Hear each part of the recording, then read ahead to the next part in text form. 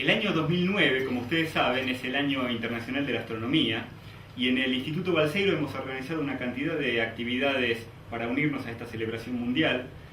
Las actividades han tenido sesiones de observación telescópica con el público, también charlas de divulgación como esta y un sitio web que es el que les estoy mostrando, donde hay una cantidad de recursos para la gente que quiera acercarse a esta interesante ciencia y actividad de la astronomía.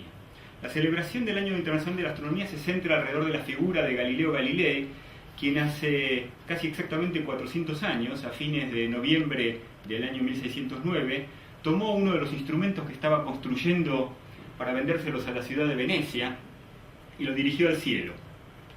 Era un instrumento como esta réplica que yo fabriqué en casa, es muy fácil de hacer. Y lo que vio Galileo a través de su primitivo telescopio fue tan extraordinario que cambió para siempre no solo la astronomía como ciencia, sino también nuestra percepción de nuestro lugar en el universo. Hace 400 años, imagínense, se creía que la Luna y los otros cuerpos celestes estaban formados por una materia de una naturaleza distinta de la materia terrestre. Y lo que vio Galileo a través del telescopio fue que la Luna tenía montañas y tenía valles y tenía planicies y lo que él interpretó como mares, que después resultó que no eran, y tenía cráteres, es decir, que la Luna era un mundo. Y si la Luna era un mundo como la Tierra. Y si es un mundo como la Tierra, eso quería decir que la Tierra era como la Luna y que por lo tanto era uno más entre los planetas en órbita alrededor del Sol. Esta es la visión que empezó a consolidarse en la mente de Galileo con la observación de la Luna y con las observaciones de los días subsiguientes, y es la que inició una revolución que acabó de desplazarnos del centro del universo hasta el rincón remoto del universo que hoy en día sabemos que ocupamos.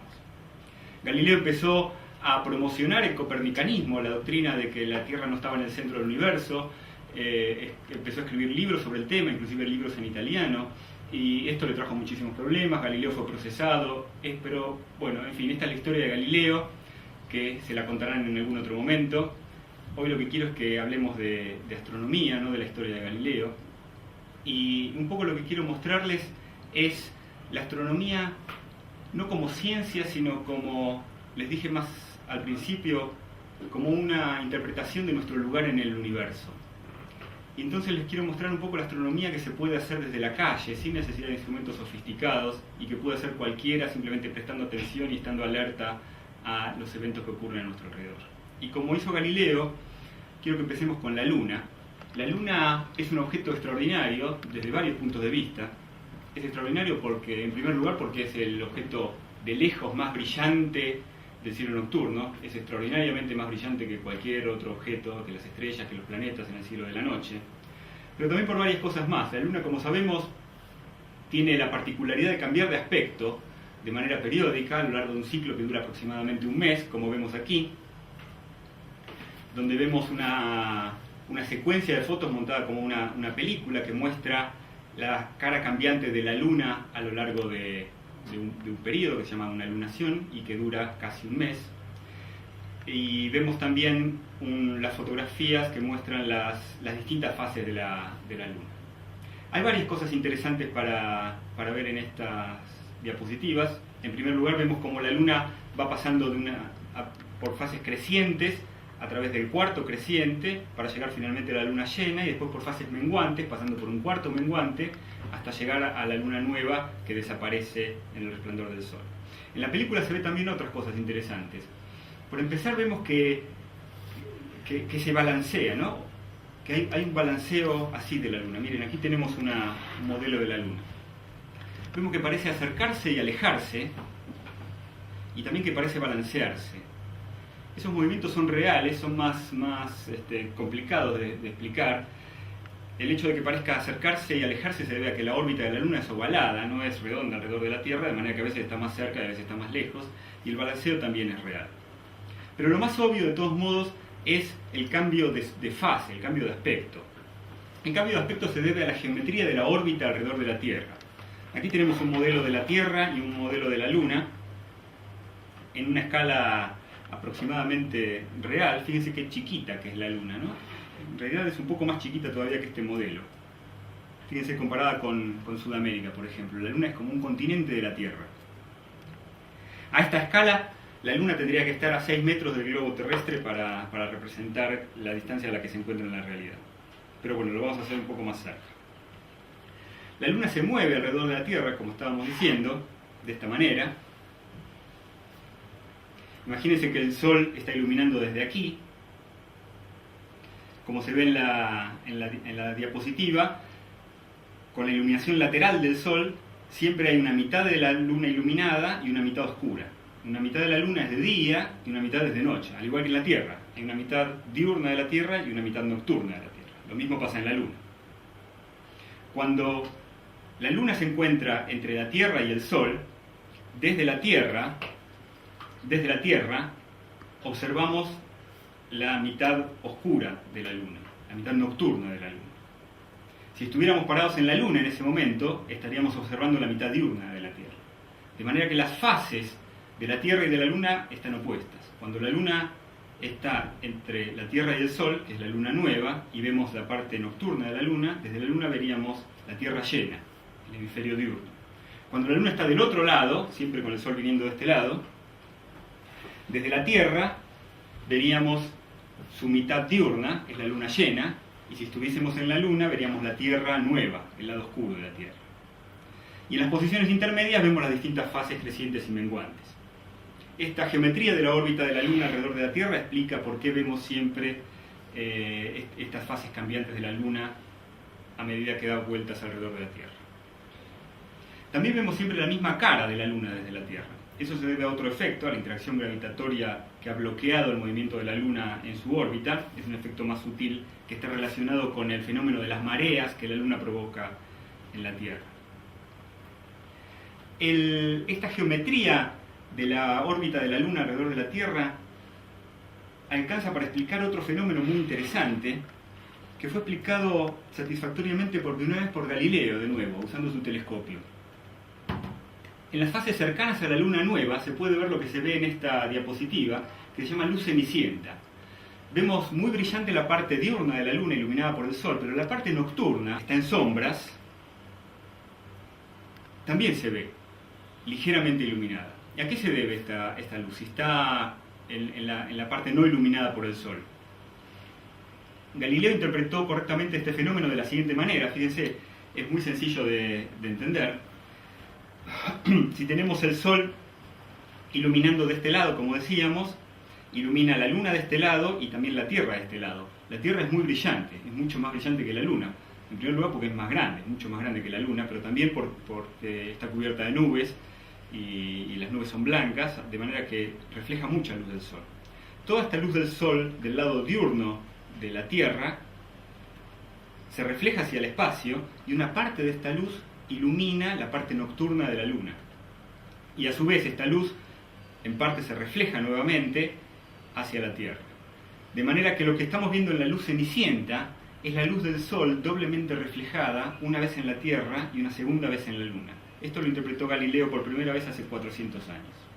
Hay otros fenómenos interesantes que tienen que ver con la geometría de la órbita de la Luna alrededor de la Tierra, que es algo que a mucha gente le sorprende, sobre todo a los niños, pero también a los no tan niños. Nos sorprende que la Luna se vea en pleno día. Claro, uno asocia la Luna con un objeto nocturno. ¿A qué se debe que podamos ver la luz de día?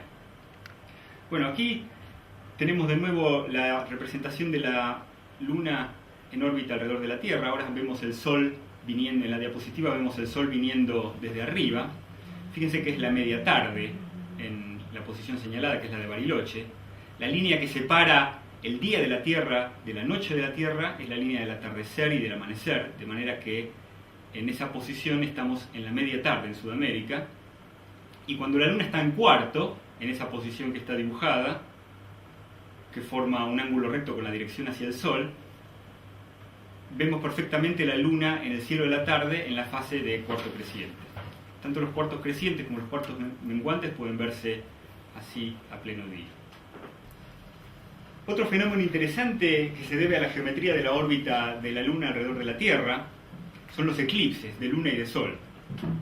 Como la Luna se mueve casi en el mismo plano de la órbita de la Tierra, a veces la sombra de la Tierra oculta completamente a la Luna llena, y a veces la luna nueva hace caer su sombra sobre la Tierra. Estos son los eclipses de luna y de sol. Los eclipses de luna se producen entonces durante las lunas llenas, son muy bonitos de ver, son muy comunes por varias razones. En primer lugar, porque la Tierra, como dijimos, es bastante grande, de manera que su sombra es relativamente grande y es fácil para la luna meterse adentro de la sombra de la Tierra. Además, los eclipses de luna los ve toda la gente que en ese momento ve la luna, que es toda la gente que está en el lado nocturno de la Tierra durante las lunas llenas. Aquí vemos un eclipse de luna fotografiado desde el Instituto Balseiro, con la luna totalmente eclipsada, poniéndose sobre la cordillera de los Andes en el invierno, con los cerros cubiertos de nieve. Fíjense que fue un eclipse que se produjo poco antes del amanecer, de manera que el cielo se ve ligeramente azul porque el sol está a punto de salir del otro lado del cielo. Aquí vemos otra diapositiva de un eclipse de luna, también del año pasado, y hay varias cosas interesantes para mencionar. En primer lugar, fíjense que el eclipse ocurre, como les dije, durante las lunas llenas, ¿no? La primera diapositiva muestra la fase anterior al eclipse, con la luna completamente iluminada por el sol, el hemisferio diurno de la luna, que es la luna llena. Y después vemos cómo la luna se va metiendo adentro de la sombra de la Tierra. Vemos cómo se va metiendo progresivamente. En la foto del medio está tapada casi por la mitad, y en las de abajo está completamente metida dentro de la sombra de la Tierra. Fíjense qué interesante algo que se ve en la del medio, por ejemplo. Vemos eso que parece una creciente, no es una luna creciente, es una luna llena con parte de la sombra de la Tierra que la cubre. Vemos el borde de la sombra de la Tierra que es curvo. La sombra de la Tierra es bastante grande, fíjense, porque el tamaño de la Tierra es mucho más grande que el de la Luna. Pero lo curioso es que el borde de la sombra de la Tierra es curvo. ¿Y por qué es curvo el borde de la sombra de la Tierra? La sombra de la Tierra es redonda, porque la Tierra es redonda. Los astrónomos griegos hace 25 siglos habían observado este fenómeno y habían deducido correctamente, a partir de su observación, que la Tierra era redonda. Es algo que se sabe en nuestra cultura desde hace 2500 años. Inclusive, antes de que Colón viajara a través del Atlántico, la gente ya sabía que la Tierra era redonda. Hay otra cosa interesante que se ve en estas fotos, que también se veía en la anterior, pero a lo mejor se creyeron que era el color rojo que tiene la luna cerca del horizonte y tal vez no se dieron cuenta. Pero fíjense que en estas fotos también la luna completamente eclipsada se ve de un color rojizo. ¿A qué se debe ese color rojo de la luna completamente eclipsada? ¿Por qué no es simplemente negra o muy oscura? Hay algo que está tiñendo de rojo la sombra de la Tierra. La interpretación de esto es tan sorprendente como encantadora, pero es también muy sencilla.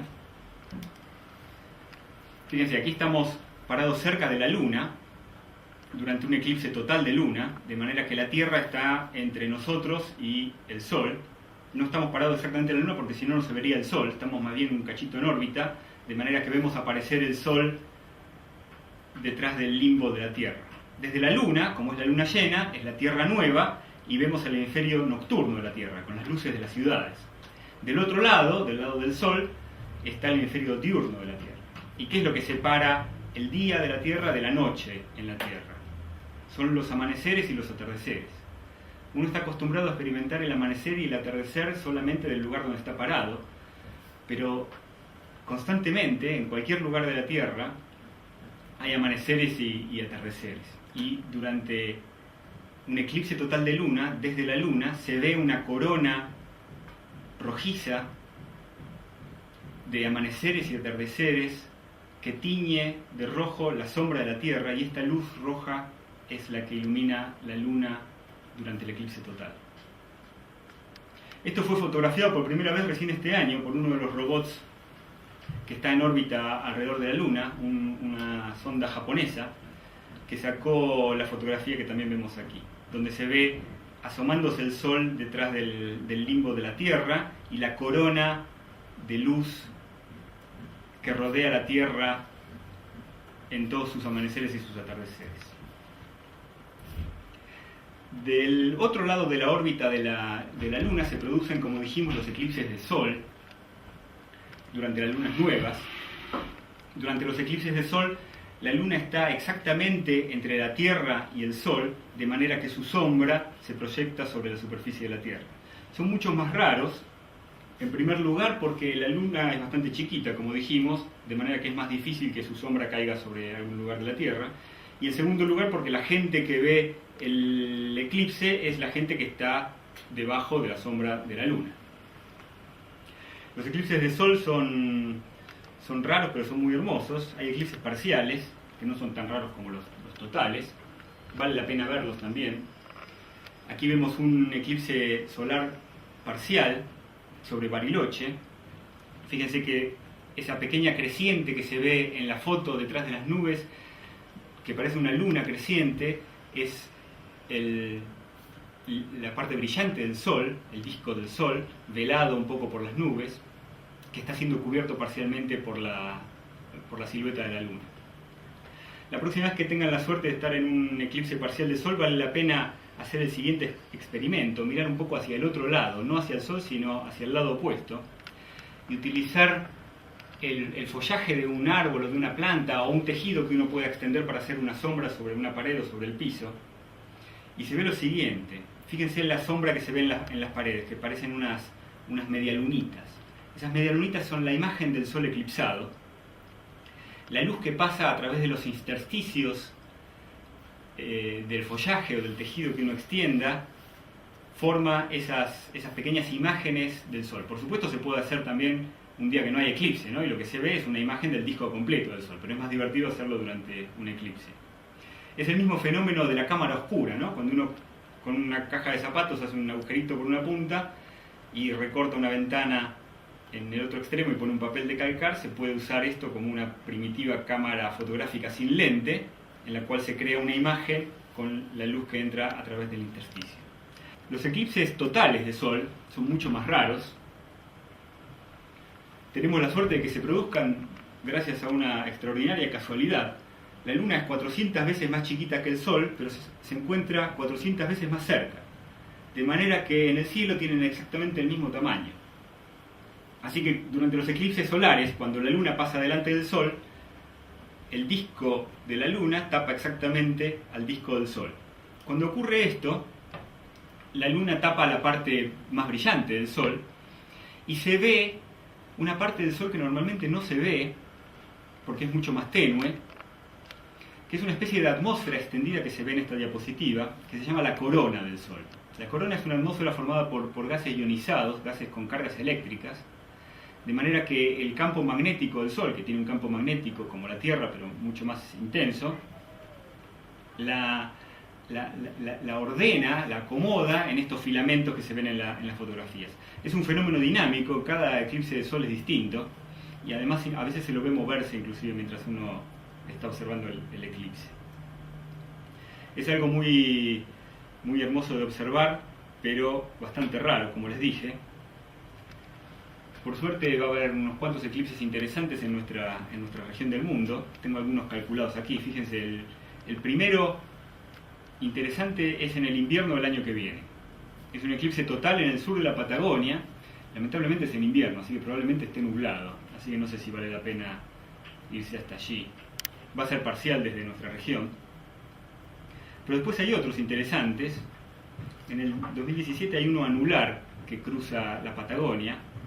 Como les dije, la órbita de la Luna alrededor de la Tierra es ovalada, de manera que a veces la vemos más chiquita y a veces la vemos más grande. Así que a veces no cubre exactamente el disco del Sol y se produce un eclipse anular. Pero después, en el 2019, hay un eclipse total que cruza toda la Argentina, desde la provincia de Buenos Aires hasta el Pacífico. Ahí vamos a tener que ir a algún lugar a observarlo. Y al año siguiente, en el 2020, es en diciembre, tenemos uno que pasa por Villa Langostura, este no lo podemos perder. Aquí vemos la sombra de la Luna sobre la Tierra durante este eclipse cruzando la Patagonia. Los eclipses no ocurren, por supuesto, solo en la Tierra. En todos los planetas que tienen satélites pueden ocurrir eclipses. Aquí vemos un eclipse de Sol en Júpiter producido por uno de sus satélites principales, que está proyectando una sombra grandecita sobre la superficie del planeta gigante. Los 4 satélites grandes de Júpiter fueron descubiertos por Galileo usando su primer telescopio, de nuevo, hace 400 años. Los eclipses son muy hermosos, pero como les dije son bastante raros, y el Sol nos brinda todos los días un espectáculo astronómico que uno a veces no está acostumbrado a interpretarlo como tal, pero que lo es, que es el amanecer y el atardecer. Y hay varias cosas interesantes para observar, y por supuesto muchas para disfrutar en los amaneceres y en los atardeceres. Una cosa interesante para observar es el lugar por donde sale el Sol en el horizonte o por donde se pone, según el horizonte que uno pueda observar, ya sea el del este o el del oeste. Siempre aprendemos que el Sol sale por el este. Sin embargo, casi nunca sale por el este. El Sol sale por el este solamente durante 2 días en el año, durante los equinoccios, el comienzo de la primavera y el comienzo del otoño. Durante esos días, que están representados con el equinoccio de primavera en la foto central de esta diapositiva, el Sol sale exactamente por el este. Durante el invierno, el Sol sale corrido hacia el norte, es lo que está en la diapositiva de arriba, y durante el verano sale corrido hacia el sur, y es lo que está en el panel de abajo.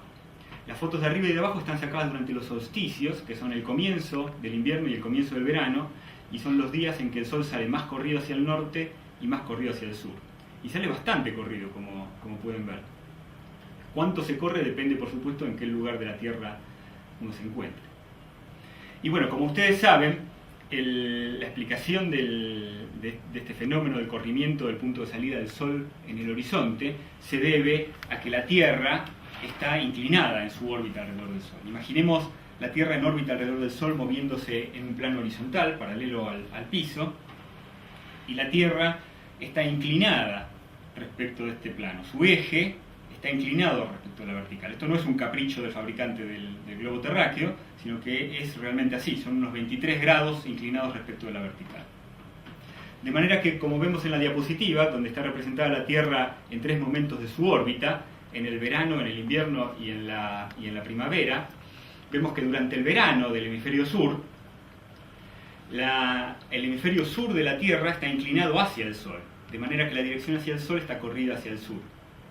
Y durante el invierno del hemisferio sur está retirado del Sol, de manera que la dirección hacia el Sol está corrida hacia el norte. Por supuesto, esta inclinación explica no solamente que el Sol salga por distintos lugares en el horizonte, sino que haya estaciones en la Tierra, que haya inviernos fríos y veranos cálidos, y que las estaciones además estén opuestas en los 2 hemisferios.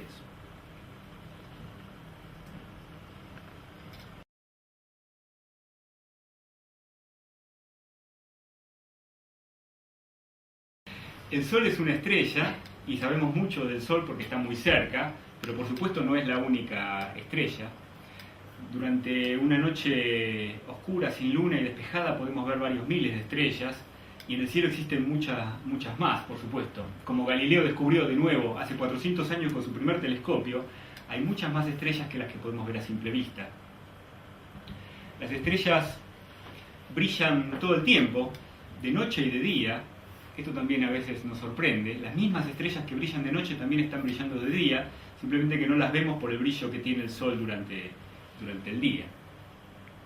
Desde tiempos antiguos, todos los pueblos de la Tierra han identificado en el cielo nocturno los agrupamientos casuales dados por la perspectiva desde la cual las observamos, que tienen las estrellas en el cielo, con seres de sus culturas y de sus mitologías y de sus religiones. Las que usamos nosotros en nuestra cultura, que viene del Mediterráneo y Europa, son casi todas de la mitología griega y romana, como esta que vemos aquí, que es una constelación muy prominente del cielo, es muy fácil de identificar, es muy grande y tiene estrellas muy brillantes, y estoy seguro de que ustedes ya la están identificando, ¿verdad? Me parece que no. Y ahora cuando les muestro el dibujo se ve claramente que es el escorpión. Es un escorpión aproximado, ¿no? Los astrónomos son gente con bastante imaginación. Es una constelación, como les decía, muy fácil de identificar, pero es en nuestro hemisferio una constelación del invierno.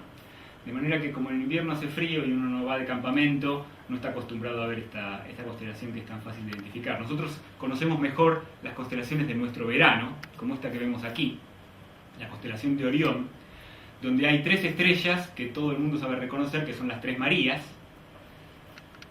que están formando parte de la constelación de Orión, que aquí la vemos dibujada. Vemos que las 3 Marías están rodeadas de 4 estrellas muy brillantes que forman los hombros y las piernas de Orión, que es una persona, es un cazador. Las 3 Marías forman su cinturón, del cual pende una daga, porque Orión es un cazador y está armado, y después hay otras estrellas menos brillantes que forman sus brazos, sus otras armas y su cabeza. Hay algo curioso en esta representación de la constelación de Orión como una persona, que seguro que ustedes ya se están dando cuenta. ¿Qué es? Que está dada vuelta, está patas para arriba. Orión está patas para arriba en el cielo. Y al lado de Orión vemos que hay eso que parece un caballo, que es un unicornio, es un caballo con un cuerno que le sale de la frente, también está patas para arriba. Y vemos un perro, y vemos pies que salen de abajo para arriba también. ¿A qué se debe esto? Esto se debe, como les decía, a que muchas de las constelaciones que conocemos nosotros nos vienen de culturas del hemisferio norte. Ellos las ven al derecho, ¿no? Ellos están del otro lado de la Tierra, de manera que ven el cielo al revés de como lo vemos nosotros. Esta es una representación del cielo tal como se lo ve en Bariloche durante el verano, mirando hacia el norte. Son las constelaciones del lado norte del cielo. Y como ven, ahí está Orión a la derecha, y hay un montón de cosas dadas vueltas, ¿no? Hay animales al revés, y del horizonte hay pies que salen por todos lados. Todas esas constelaciones que nos vienen de los pueblos del hemisferio norte de la Tierra, nosotros las vemos al revés. Del lado sur del cielo, por supuesto, también hay estrellas que son en su mayor parte inaccesibles a los pueblos del hemisferio norte de la Tierra. De manera que ellos no les pusieron nombres, y los pueblos europeos recién les pusieron nombres cuando empezaron las navegaciones transoceánicas después del Renacimiento. Y entonces, en lugar de usar personajes de la mitología griega y romana, está lleno de cosas de la cultura de su tiempo. Hay barcos, hay brújulas, hay caballete de pintor, máquinas neumáticas, el indio americano, el pez dorado, el dorado del río Paraná, el pavo, que ahí está más representado, tendría que ser el pavo americano, no el pavo real, que es del viejo mundo. Y estas las vemos al derecho. Entre las patas del centauro que se ve ahí arriba en la diapositiva, se ve un grupito de 4 estrellas que también todos sabemos identificar en nuestras regiones, que forman la Cruz del Sur. La Cruz del Sur son 4 estrellas muy brillantes y muy muy juntitas. Es la constelación más chiquita del cielo, pero es tan impresionante que es muy fácil de identificar. Tiene cerca 2 estrellas, que ahí las vemos a su izquierda, que las llamamos a veces el puntero, son parte de la constelación del Centauro. La Cruz del Sur es curiosa porque, como les decía, cada pueblo le puso nombres a las constelaciones de los elementos de su cultura, y en la Cruz del Sur casi todos los pueblos sudamericanos, desde los araucanos hasta los guaraníes, le dieron la pata de un choique, la pata de un ñandú, que inclusive se puede dibujar, y a mí me parece que es hasta más realista que la del escorpión que les mostré antes. Las 4 estrellas de la Cruz del Sur son muy parecidas a la huella que deja el choique en la arena, de manera que en el cielo también lo identificaron con la pata de ñandú. Las estrellas son muy variadas. Ustedes habrán visto en algunas de esas representaciones, y tal vez también a simple vista, que hay estrellas de distintos colores. A simple vista no es del todo obvio. Algunas se ven un poquito más rojizas que otras, y otras un poquito más azules que unas que son más blancas. A través del telescopio, sin embargo, se ve que esos colores son reales y son bastante pronunciados. Las diferencias de brillo de las estrellas se deben, por supuesto, a que algunas están más cerca y otras más lejos de nosotros, pero también se deben a que hay estrellas que son intrínsecamente más brillantes que otras, y hay estrellas que son más grandes que otras. Las variaciones que hay en el tamaño de las estrellas son muy impresionantes. En esta diapositiva vemos representadas varias estrellas. El Sol es una de las que está ahí a la derecha, es casi un píxel en esta representación, es muy muy chiquita. Hay muchas estrellas que son como el Sol, pero también hay muchas otras que son mucho más grandes. Fíjense, todas las que están en la diagonal son estrellas gigantes, son mucho más grandes que el Sol. Y algunas son hipergigantes, como las que se asoman desde arriba, desde la derecha y desde abajo. La de arriba es la estrella roja, la que está en el centro del Escorpión, la estrella Antares. Estas estrellas son gigantescas realmente. Si estuvieran en el lugar del Sol en nuestro sistema solar, ocuparían hasta las órbitas de los planetas, del planeta Tierra, del planeta Marte probablemente. Lo que saben los astrónomos acerca de las estrellas es muy impresionante. sobre todo considerando que las estrellas solamente se pueden ver de lejos y que están muy lejos. De las estrellas no se pueden tomar muestras y analizarlas en el laboratorio, no se las puede traer para analizarlas en los laboratorios de la Tierra, solamente se las puede ver de lejos.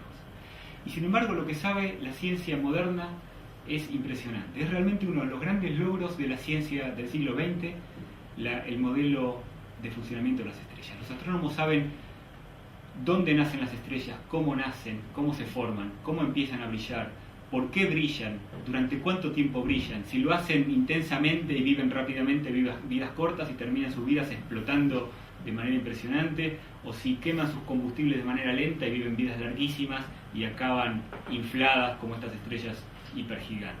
Es realmente muy impresionante, y buena parte de lo que saben los astrónomos acerca de las estrellas lo saben usando su segundo instrumento favorito, que es el espectroscopio.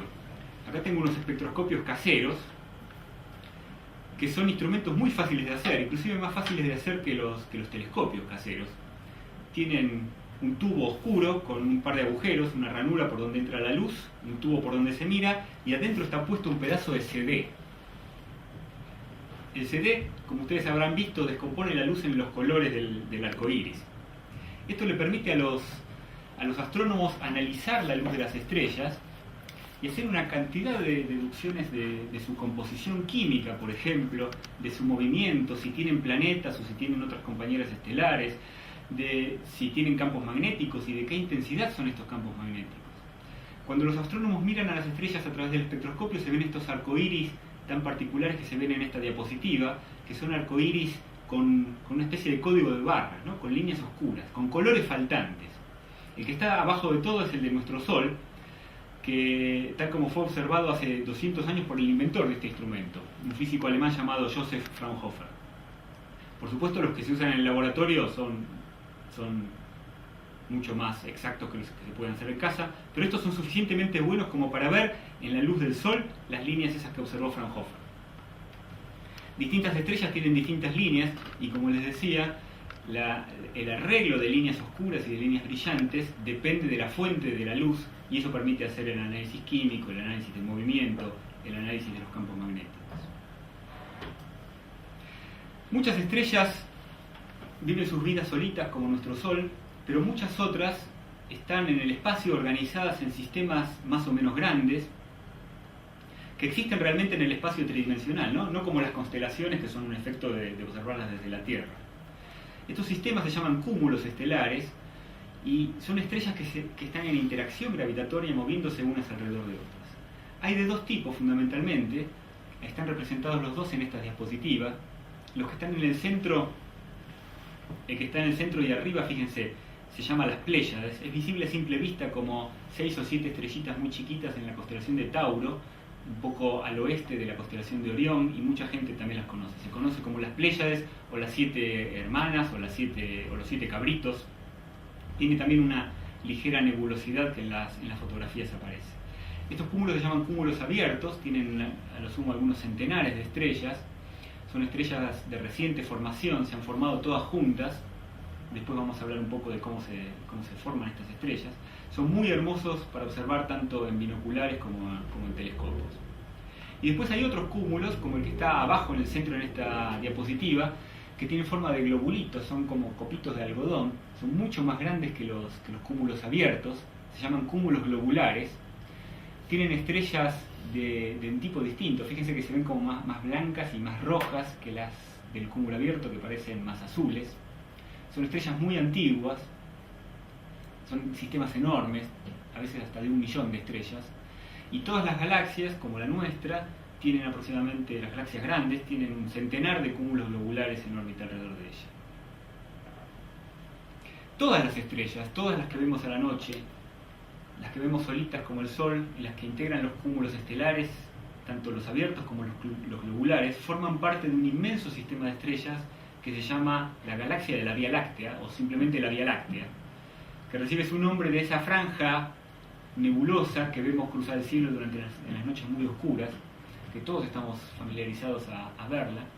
La naturaleza de la galaxia, de la Vía Láctea, fue desconocida hasta que Galileo, a través de su telescopio, de nuevo hace 400 años, la observó por primera vez con el telescopio y vio que estaba compuesta por muchísimas estrellas muy pequeñitas y muy juntitas que nuestro ojo no alcanzaba a discernir, pero que a través del telescopio se manifestaban como lo que eran, como estrellas individuales. La Vía Láctea en fotografía se ve, como en esta foto que estamos viendo, bastante distinta a lo que se ve a simple vista. Se ven colores que a simple vista no se ven, se ve una estructura como de filamentos oscuros, que a simple vista apenas se distingue. Esos filamentos oscuros son gas y polvo frío que no brilla y oculta las estrellas que hay detrás.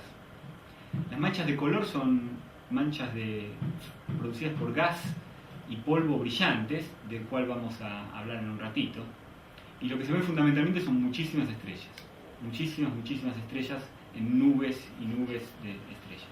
La dirección que vemos en esta fotografía es la dirección hacia el centro de la Vía Láctea, porque este enorme sistema de estrellas, la galaxia de la Vía Láctea, si pudiéramos verla de afuera, veríamos algo como vemos aquí. La Vía Láctea tiene forma de un doble plato, como dos platos de sopa puestos así, y nosotros estamos adentro.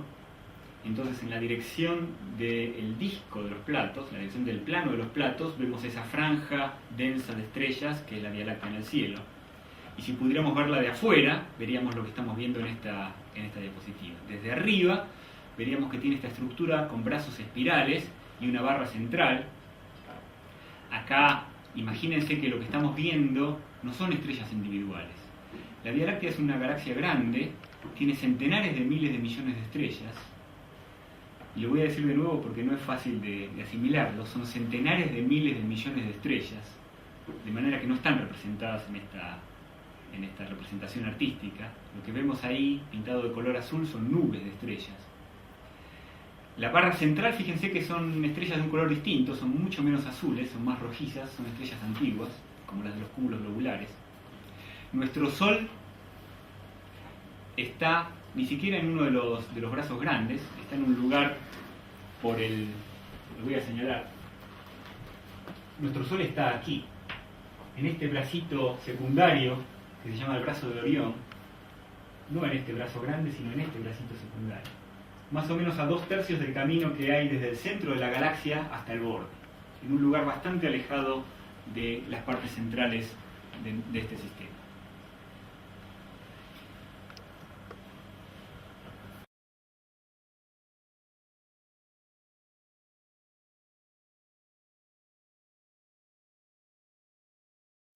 En el cielo nocturno, además de las estrellas, vemos los planetas. A simple vista no son muy distintos de las estrellas, se ven como estrellas brillantes.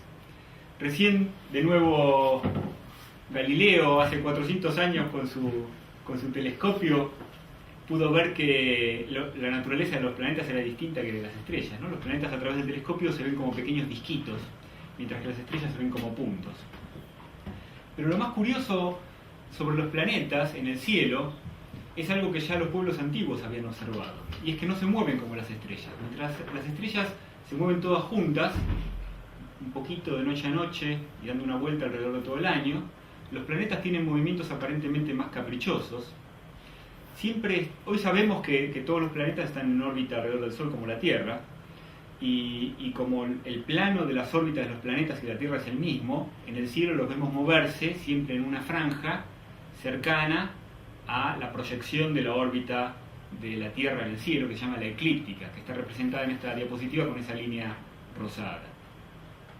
Cerca de la eclíptica siempre vemos a los planetas, y se mueven en el cielo de manera muy caprichosa, se mueven haciendo unos rulos, avanzan y retroceden en el cielo a lo largo de las semanas, siempre sobre esa franja, de manera que cada uno, haciendo sus rulos, se van acercando y alejando entre sí.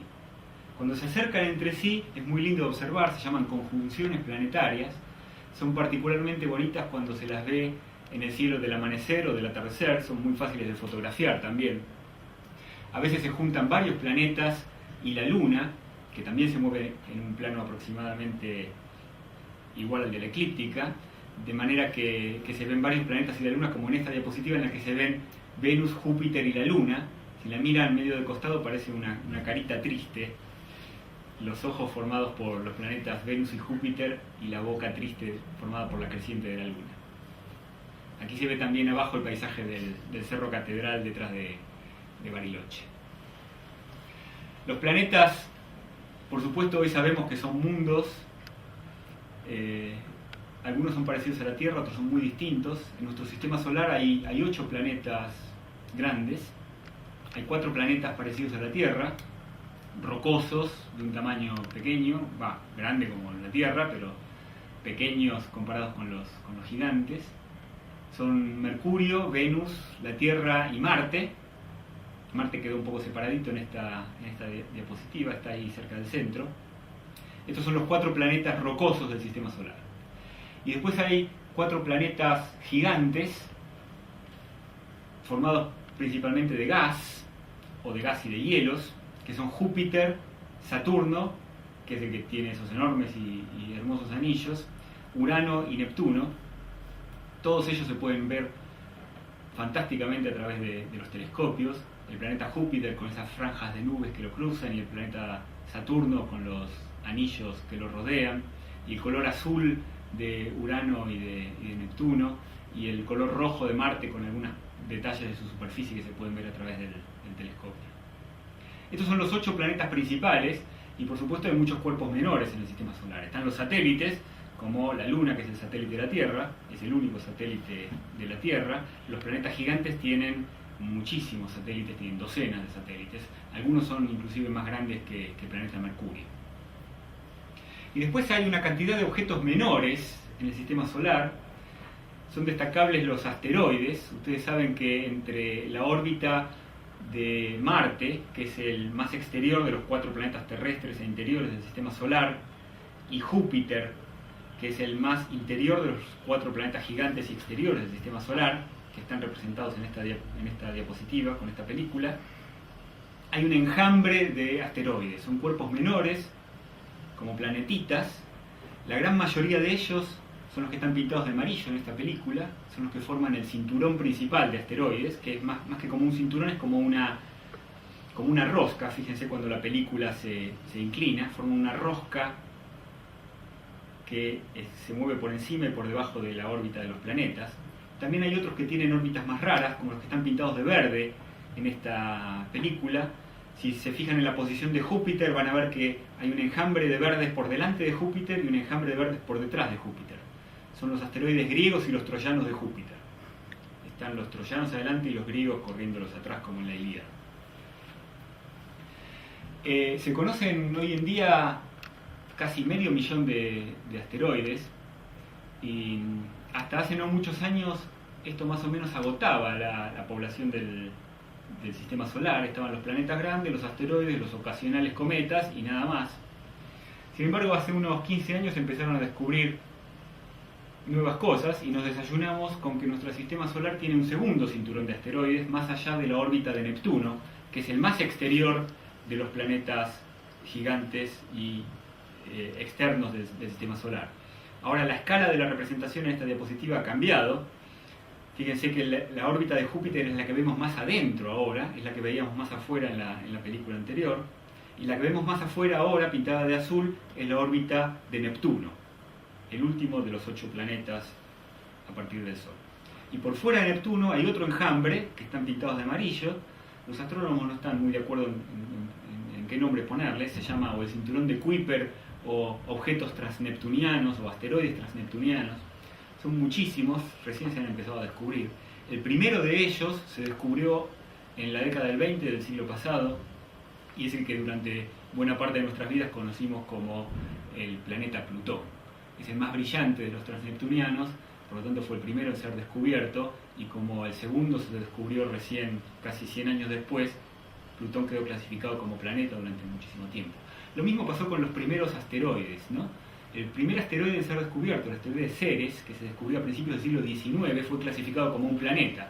Pero claro, rápidamente empezaron a descubrir más y más asteroides, así que Ceres perdió su categoría de planeta y ahora lo consideramos miembro de ese enjambre de asteroides. La órbita de Plutón, los astrónomos siempre supieron que Plutón no encajaba bien con el resto de los planetas. Su órbita está pintada de rojo en esta película, y fíjense que está muy inclinada respecto de esas órbitas casi en el mismo plano que mencionábamos antes, que son las que están pintadas de azules, las órbitas de los planetas grandes. Varios de estos cuerpos menores del sistema solar han sido visitados por robots de la Tierra.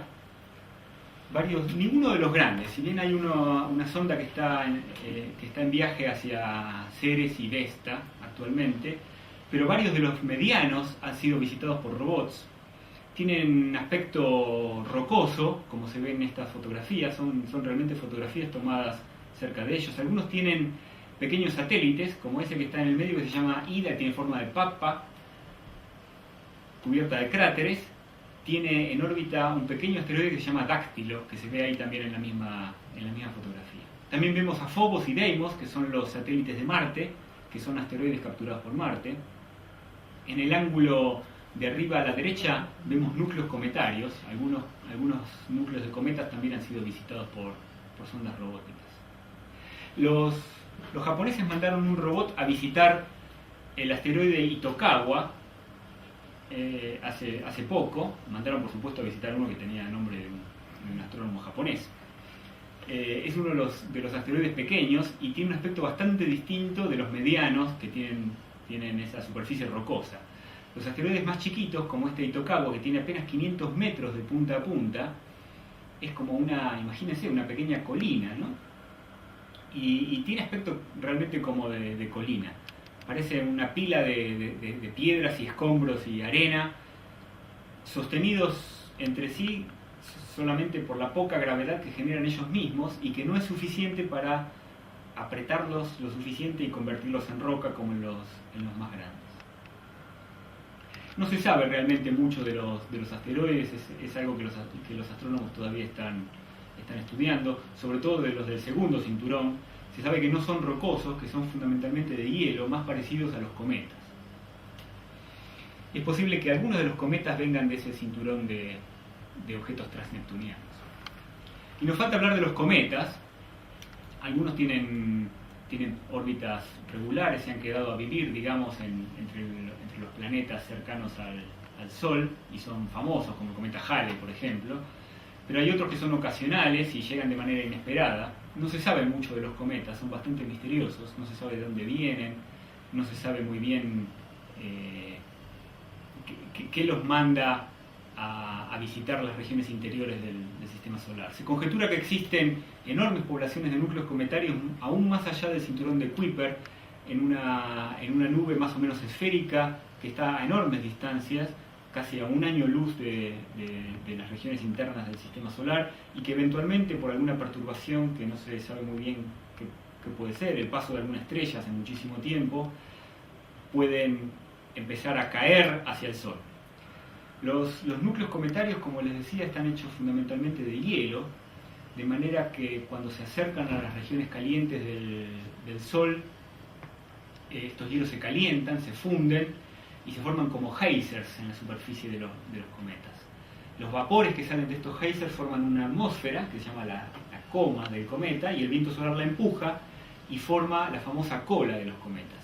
En esta diapositiva vemos el cometa McNaught, que vimos desde nuestra región hace 2 años y medio, en el verano de 2007, que estuvo colgado en el cielo noche tras noche durante varias semanas, deleitándonos con el espectáculo de su cola inmensa cruzando el cielo. Aquí lo vemos poniéndose sobre el cielo del oeste, detrás de la ciudad de Bariloche y la cordillera de los Andes. A pesar de su aspecto brillante en el cielo, los núcleos de los cometas son extraordinariamente oscuros. Son negros como el carbón, son los objetos más oscuros del sistema solar. Son negros como el tóner de la fotocopiadora. Es bastante misterioso eso. Estos hielos están cubiertos de una cáscara calcinada, negra, tal vez calcinada durante las etapas iniciales de formación del sistema solar por la intensa radiación que debe haber emitido el Sol en esas épocas. Esto protege a los hielos de su disolución cuando se acercan al sistema solar, de manera que algunos cometas que quedan capturados dan muchas vueltas antes de fragmentarse y desaparecer, cosa que se ha visto. Algo curioso acerca de los cometas, por supuesto, estos enjambres de cometas que cruzan las órbitas de los planetas, uno se pregunta si pueden caer sobre los planetas. es algo que ciertamente ocurrió en las etapas iniciales de formación del sistema solar. Todas las manchas que vemos en la superficie de la Luna, todos los cráteres y los mares que vemos en la Luna son cicatrices dejadas por la caída de estos cuerpos primordiales cuando se estaba formando el sistema solar. Pero claro, son muy antiguos. En la Luna no hay atmósfera, no hay agua, no hay aire, no hay erosión, no hay una geología que pueda borrar estas cicatrices antiquísimas de manera que las seguimos viendo. En la Tierra también cayeron, simplemente que la erosión producida por el agua y los vientos en la Tierra los han borrado. Los astrónomos se preguntaban si estas cosas siguen ocurriendo, y efectivamente hace unos 15 años tuvimos la oportunidad de ver un enorme cometa caer sobre el planeta Júpiter. Ya existía el telescopio espacial, así que los astrónomos lo pudieron fotografiar con bastante detalle. El cometa Shoemaker-Levy 9 entró en órbita de Júpiter, capturado por su intensa gravedad. Esta gravedad también lo destrozó en 20 y pico de fragmentos, que entraron en órbitas espirales que los hicieron caer uno por uno sobre el planeta gigante. Acá está representada la Tierra junto al planeta Júpiter para que vean el tamaño del planeta y de las cicatrices que dejó cada uno de esos fragmentos al explotar en la atmósfera del planeta gigante, ¿no? Son explosiones realmente de tamaño de planetas. La imagen de la derecha, esa fotografía de color naranja, es una foto tomada desde un telescopio en la Tierra que ve en la luz infrarroja, de manera que se puede ver la bola de fuego de la explosión de uno de estos fragmentos en el momento de caer sobre Júpiter, y se ve también el tamaño de la explosión comparado con el tamaño del planeta Tierra.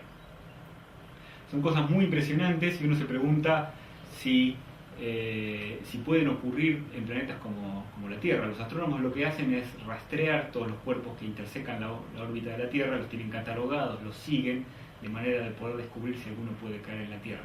Pero lo que puso en manifiesto esto en Júpiter hace 15 años, y de nuevo cuando ocurrió sorpresivamente este año, que cayó otro pequeño cuerpo sobre Júpiter, es que estas cosas siguen ocurriendo el día de hoy. No son cosas de los comienzos del sistema solar, sino que siguen ocurriendo. Pero también pone en evidencia el importante rol de Júpiter en la evolución de nuestro sistema solar. La evolución de la Tierra y la evolución de la vida en la Tierra habría sido muy distinta sin la presencia de Júpiter, que hace como de aspiradora, chupándose casi todos los cuerpos que cruzan las órbitas de los planetas.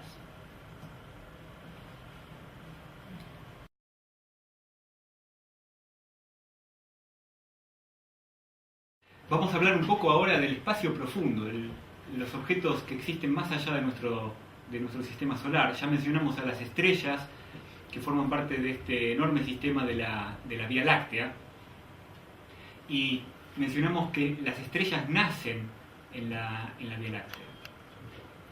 Las estrellas nacen en gigantescas nubes de gas que se llaman nebulosas brillantes.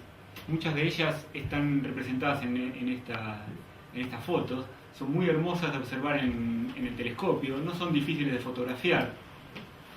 Por supuesto, a simple vista no se ven estos hermosos colores que tienen, que se deben a que brillan por la fluorescencia de las estrellas que tienen en su interior. Las estrellas nacen en el interior de estas nebulosas, les decía, que son sistemas de gas de cientos de años luz de diámetro. Este gas se comprime por efecto de atracción gravitatoria o por acciones externas, y al comprimirse se calienta, un poco como se calienta el aire en el inflador de la bicicleta. Cuando inflamos la rueda de la bicicleta, el aire al comprimirse se calienta. Eso mismo ocurre cuando se están formando las estrellas. Cuando la temperatura es suficientemente alta y la densidad es suficientemente alta, comienzan las reacciones termonucleares que definen el comienzo de la vida de las estrellas. A veces se forman en varias estrellas juntas, formando estos cúmulos abiertos que mencionábamos antes, y cuando son jóvenes las estrellas brillan con mucha intensidad, sobre todo en radiación ultravioleta, y esta intensa radiación hace brillar por fluorescencia el gas de las nebulosas en las cuales nacieron, de manera que las nebulosas se ven gracias a la luz de las estrellas que nacieron en su interior. La que vemos aquí abajo a la izquierda es muy famosa, es la nebulosa de Orión. Se puede ver inclusive a simple vista como una región, como una nubecita, algo que se nota que no es una estrella. en la daga que pende de las Tres Marías, que pende hacia arriba, vista desde nuestro hemisferio, en la constelación de Orión. En su interior se están formando estrellas en grandes cantidades, es una región de intensa formación estelar. Y hay algo en lo que vale la pena reflexionar, porque a lo largo de su vida las estrellas forjan en sus núcleos termonucleares los elementos de los que estamos hechos, ¿no? El hierro de nuestra sangre, el calcio de nuestros huesos, el oxígeno que respiramos, el oro de los anillos de boda, el cloro de la clorofila de las plantas, todas estas sustancias fueron formadas en el núcleo de estrellas de generaciones anteriores al Sol. Cuando acaban sus vidas, las estrellas devuelven al medio interestelar en la galaxia, a esta gigantesca nube de gas y de polvo que permea el espacio en la galaxia, buena parte del material que las formó, y de esa manera se reciclan los elementos químicos en nuestra galaxia. Algunas estrellas, como les decía, terminan sus vidas de manera explosiva, formando supernovas, y se forman pequeñas nebulosas como la que se ve a la derecha, que es un resto de supernova, y la que está justo debajo de ella en el ángulo es una nebulosa planetaria, también el producto de la muerte de una estrella, pero de la muerte lenta y tranquila de una estrella como el Sol. El Sol, cuando se extinga dentro de miles de millones de años, se va a convertir en una de estas cosas tan bonitas, en una nebulosa planetaria. El nombre de planetaria, por supuesto, es casual, no tiene nada que ver con los planetas. Existen también nubes de gas y de polvo frío, como está representado también en esta diapositiva. A veces tienen formas rarísimas, como esa que parece la cabeza de un caballo de ajedrez. Como no brillan, ocultan el brillo de las nebulosas y de las estrellas que están detrás, y las vemos como nubes oscuras. Más allá de nuestra galaxia, por supuesto, el universo sigue y sigue, y hay muchísimas otras galaxias. Algunas son parecidas a la nuestra, fíjense que hay espirales, y también hay otras que tienen formas caprichosas. En todas ellas vemos las nubes azules de estrellas jóvenes, las nubes rosadas del gas fluorescente de las regiones de formación estelar, y en algunas de ellas vemos cosas raras, ¿no? como colas o como anillos. Esas cosas son interesantes y vale la pena mencionar algo sobre ellas. Acá hay una representación una foto del cúmulo de Coma, que es una constelación. Así como las estrellas a veces están organizadas en el espacio tridimensional en forma de cúmulos, también las galaxias están formando cúmulos que interactúan gravitatoriamente, moviéndose unas alrededor de otras. Y hay una cosa curiosa, les decía, que es que la distancia que separa una galaxia de otra, que es una distancia inmensa, por supuesto, es mucho mayor que la distancia que hay hasta las estrellas, esta distancia no es mucho mayor que el tamaño de las galaxias. A diferencia de lo que ocurre con las estrellas, la distancia entre las estrellas es inmensa comparada con el tamaño de las estrellas. Si las estrellas tuvieran el tamaño de granos de arena, serían granos de arena separados por decenas de kilómetros de distancia. De manera que en su movimiento en el sistema de la Vía Láctea nunca chocan entre sí. En cambio, en los sistemas de galaxias, como los cúmulos de galaxias, la distancia entre las galaxias no es mucho mayor que el tamaño de las galaxias. De nuevo, es una distancia inmensa, mucho mayor que la distancia que hay entre las estrellas. Imagínense que cada una de esas manchitas que vemos en la diapositiva es una galaxia, un sistema de estos formados por centenares de miles de millones de estrellas. Centenares de miles de millones de estrellas que no llegamos a distinguir forman esa nubecita. Entonces, las galaxias en su movimiento se la pasan chocando todo el tiempo, a diferencia de las estrellas. Son choques de galaxias. Hoy en día, gracias a los gigantescos telescopios que existen por fuera de la órbita de la atmósfera terrestre, los astrónomos han podido fotografiar muchos de estos casos de choques de galaxias, y se pueden simular en las computadoras actuales. Lo que estamos viendo no es un dibujo animado, ¿no? Es realmente una simulación de las leyes de la física que gobiernan el movimiento de las galaxias. Hay millones de estrellas en esa simulación, está el gas, se forman estrellas nuevas, se extinguen estrellas, y representa realmente lo que ocurre en los cúmulos de galaxias, galaxias chocando. un choque de galaxias, es un evento energéticamente gigantesco, es una de las cosas energéticamente más grandes del universo. Es algo, por supuesto, que no ocurre como el choque de dos autos, ni como el choque de un cometa contra un planeta. Es algo hiperlento que lleva 1000 millones de años de evolución. Esa película que estamos viendo me parece que lleva 2000 millones de años, comprimidos en unos pocos segundos. Y se ve cómo se forman esas estructuras que los astrónomos fotografían a través de los telescopios. Esas colas formadas por estrellas que salen expulsadas de las galaxias. Una cosa curiosa es que cuando las galaxias chocan, sus estrellas no chocan entre sí, porque están inmensamente separadas con respecto al tamaño que tienen, ¿no? Imagínense si mis dedos son estrellas y mis manos son galaxias, cuando chocan, las galaxias se atraviesan como si fueran fantasmas. Las galaxias interactúan gravitatoriamente y eso forma esas colas que vimos en la película, pero no se tocan entre sí. Ahora, en la galaxia, además de las estrellas, está todo este gas que llena toda la galaxia. Y el gas sufre tremendamente el choque, el gas se comprime de manera brutal durante el choque. Y de esa inmensa compresión del gas surgen estrellas nuevas a patadas. Este es uno de los eventos que les decía, de perturbaciones externas que puede desencadenar la formación de estrellas.